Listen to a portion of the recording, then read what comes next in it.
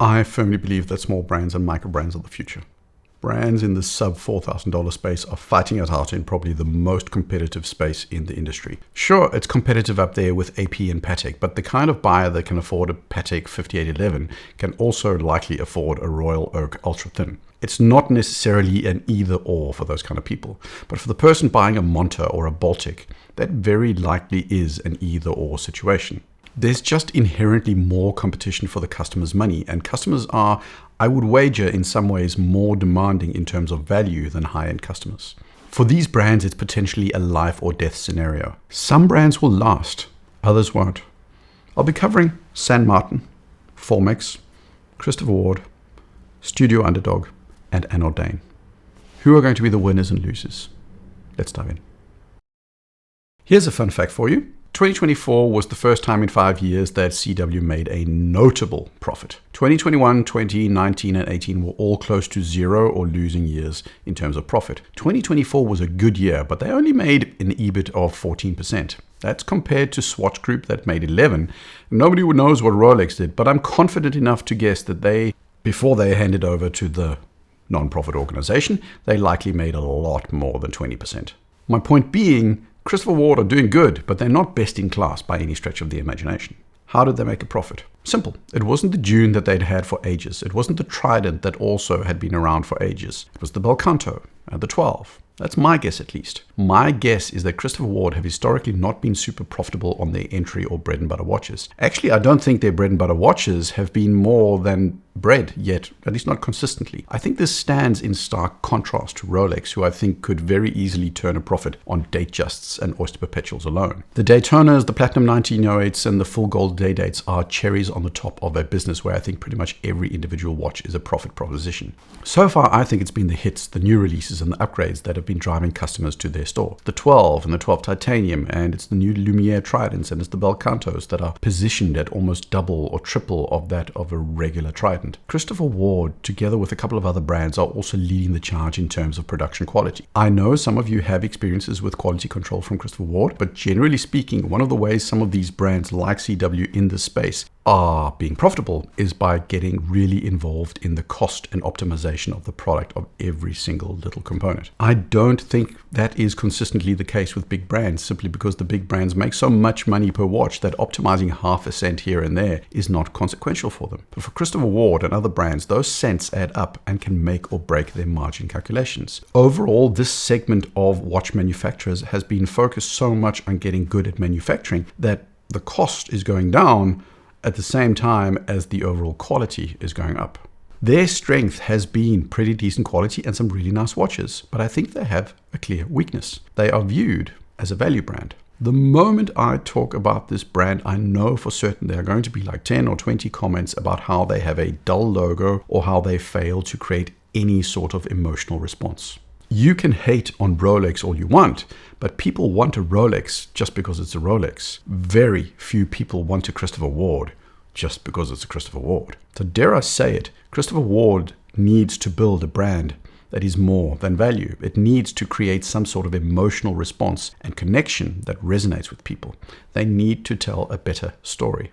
Christopher Ward are going to be around in 10 years. I'm certain of it, but eventually the hype around them is going to die off because that's the very nature of hype. Believing that Christopher Ward will have hit release after hit release every single year is like believing South Africa, because they're good now, will win every single World Cup for the next 50 years. The challenge for Christopher Ward will be to build a product lineup which is profitable when the hype tapers off. When the hits settle into a more stable mode, you have to have those products be associated with some appropriate emotion. Value will only get you so far. If there's one brand I think won't be around in 10 years, I think it could potentially be anOrdain. That's possibly going to be something you see as an insane statement because anOrdain are perpetually sold out. The waiting list of their models is ridiculously long, and they're doing something truly unique with their enamel dials. You more or less have to go all the way up to Jaeger-LeCoultre to get another brand that does enameling. So why do I think they might not be around? Cost and scale. Right now, anOrdain is a small company. According to their website, they're around 15-20 people. Most of these people are employed working with some part of the enameling process, and there are a couple of things about enameling that are super annoying. It's incredibly slow work. This is not mass production. There's no automation. This is one person painting a dial, baking it, and so on. One single dial at a time. The number of dials is completely and entirely limited by the speed of that one enameler. Sure, one enameler might be faster than the other, but it's not a difference between one person doing one dial a day versus someone doing 500. For context, Royal Copenhagen, which is a Danish porcelain and enamelware producer, they say that a plate takes 3 days to produce. One plate. Now, a dial is smaller, but it's also more intricate and there's less room for failure. That's not a lot of dials that are getting output every day. It's also finicky work. The failure rate of enameling is super high, especially on dials. Making it too thick, making it too wide, chipping, uneven finishing, it leads to higher rejection rates, which raises costs and reduces output. There also aren't a lot of enamelers out there to hire. You might have double the amount of customers than your production, but I think the market for trained enamelers is fairly limited. Sure, you can learn it, but it's not necessarily a burgeoning industry of talent. Like I said, if you want enamel dials, you usually need to go to the high end of Breguet, Jaeger-LeCoultre, Jacques d'Or to get enamel dials, and that's because it's slow and meticulous and expensive. Seiko do have presage dials that are enamel, but Seiko make a bucket load of non-enamel dials, and they can afford to make some enamel dials on the edges of their catalog to make a profit. anOrdain is all enamel at a price of under $4,000, depending on the model. That's not a high price point. All in all, I do think that's tough odds. I want a brand like them to succeed, but all things considered, I do fear that the model for the business might not be sustainably profitable in the long run at those price points.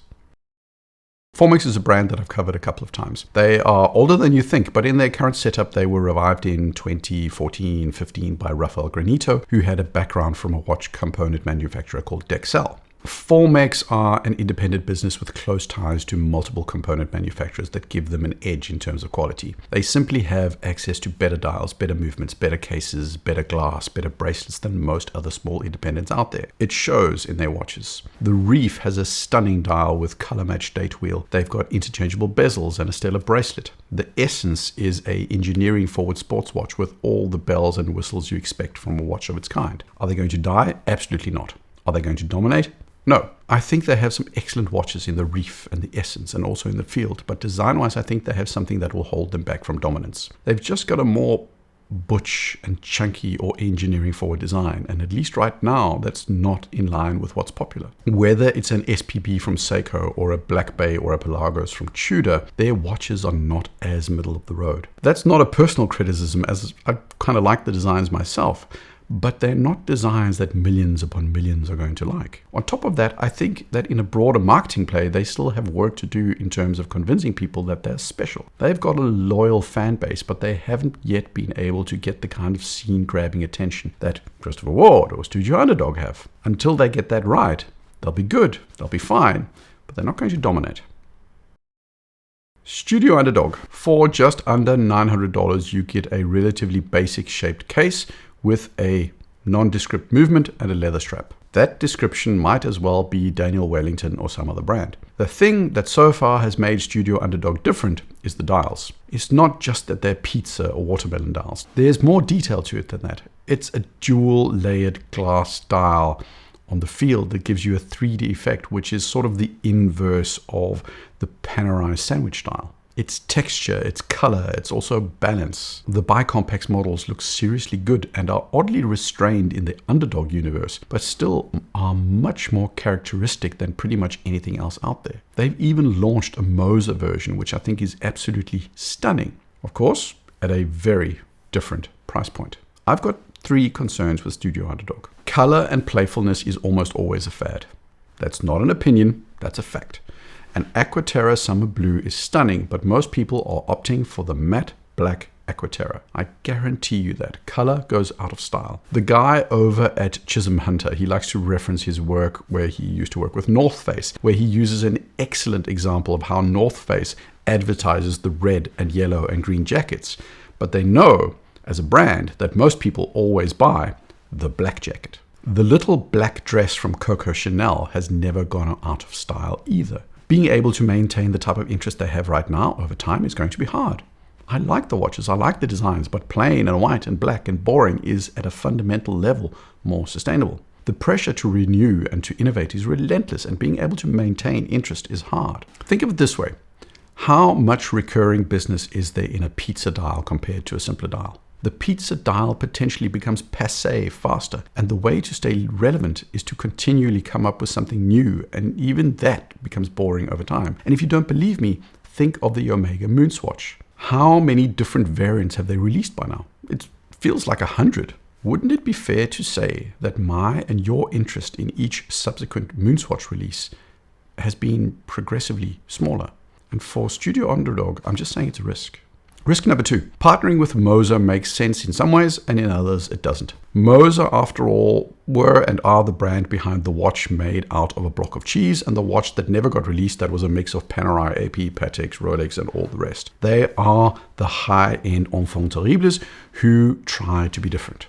Incidentally, Moser might have the cheese watch, but it's the relatively middle-of-the-road Streamliner and other models that are their bread and butter. I do wonder who benefits the most from this collaboration. Is it Moser or is it Studio Underdog? I think Moser stands to win more than Studio Underdog. It's Moser that stands to gain more by leveraging the cool kids. Sure, Studio Underdog maybe get a cut of the earnings, but it's mainly drawing Moser customers to a primarily Moser product, not the other way around. Moser, in my view, is benefiting from the hype around Studio Underdog. Risk number 3, it's relatively speaking, copyable. Everything is copyable, of course, but Nomos, Tudor, Omega, everybody can throw in a quirky dial into the mix if they want to. Rolex even did it with the bubble dial. Moser can play this game as well. Right now, Studio Underdog are riding high, and rightly so, but simply because of the fleeting nature of design, I do wonder how long they can keep up the steam. If I were to hazard a guess, I would say this was a brand that would be primed for a small M&A, with internalizing their design team into a broader portfolio in a bigger company.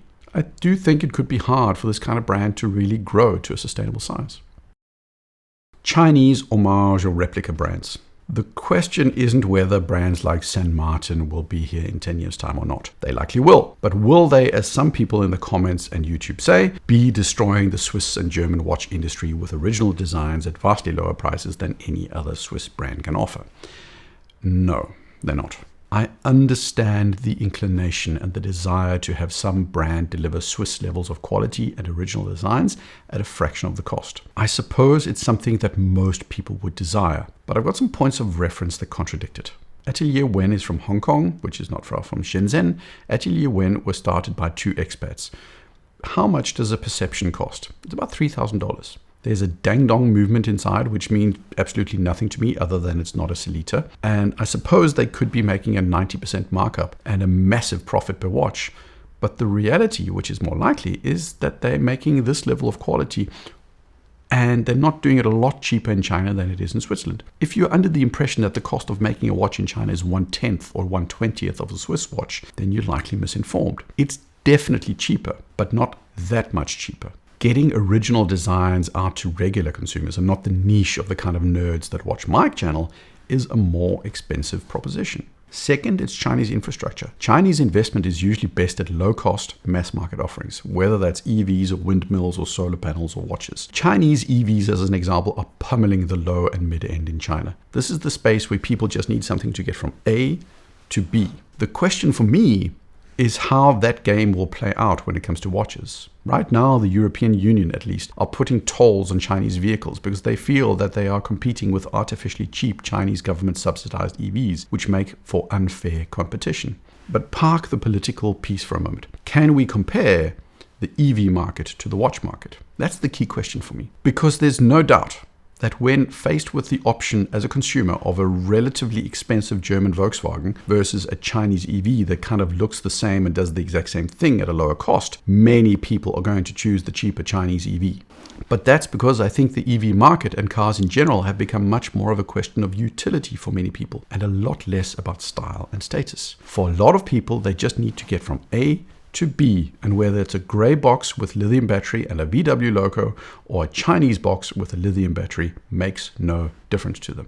If we believe that, like EVs, watches are chosen primarily for their usefulness, then sure, the Chinese watches are going to make massive inroads.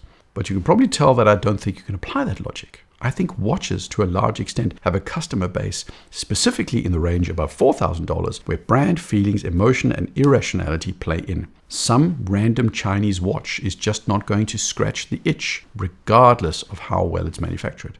Third, they still have to prove they can make consistently compelling original designs. San Martin and many like them are still predominantly homage or replica brands, sometimes with some customizations, but their original designs are still few and far between, and I have yet to see them deliver something that is a smash hit in terms of Western tastes. And the key here is Western. What is popular in the US and in Europe is going to be different to what sells in China. And as for China, Chinese people don't want San Martin on the logo. They will either buy the real deal because that's where the status is, or they'll buy a fake.